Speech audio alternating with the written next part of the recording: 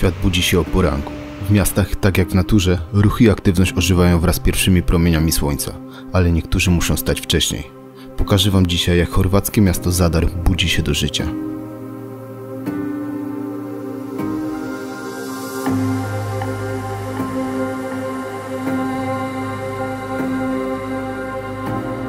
Podczas kiedy odwiedzam różne kraje, najbardziej fascynują mnie ludzie.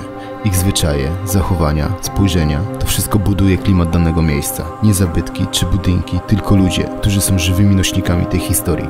Na twarzach mają wypisany klimat, stanowią tożsamość tego miejsca, bowiem my ludzie jako grupa nie potrafimy do niczego się tak przyzwyczaić jak do miejsca pochodzenia. Jesteśmy gotowi bronić swoich ziem na śmierć i życie, a nie potrafimy dogadać się między sobą. Ten fakt potwierdza, jak w naszej świadomości istotna jest tożsamość miejsca pochodzenia. Czasami obok nas dzieje się tak wiele, ale nie widzimy tego. Poranek w Zadarze to doskonały przykład na to, jak różnorodność ludzkich zachowań i nawyków wpływa na to, jak każde miasto wygląda o świcie.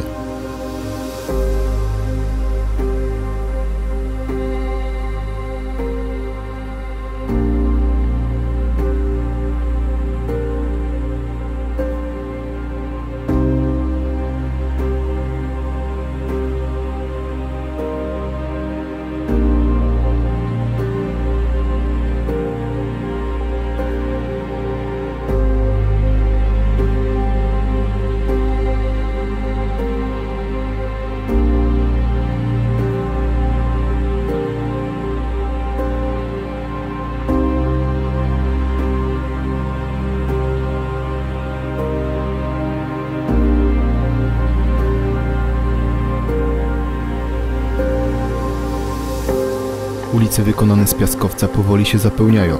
Miasto już w pełni zaczyna się budzić, a charakter chorwackich ulic tworzą szczególnie starsi panowie, którzy całymi dniami przesiadują w ciasnych uliczkach, popijając kawę i rakiję. Ich obecność przyczynia się do utrzymania autentycznego charakteru chorwackich ulic.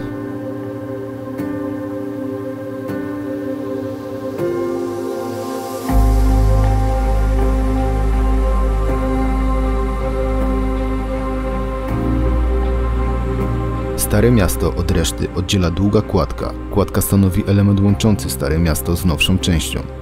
Rano na kładce odbywa się ruch dwukierunkowy, tłumy codziennie pokonują tę drogę do pracy czy szkoły.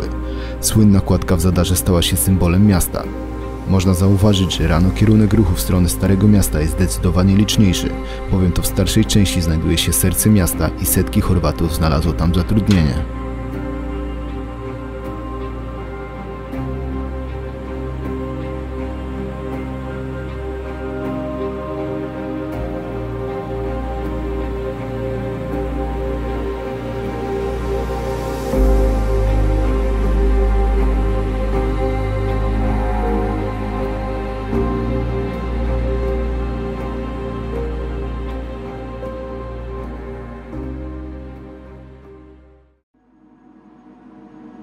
Na Starym Mieście znajduje się także targ rybny, na którym lokalni rybacy sprzedają swoje połowy.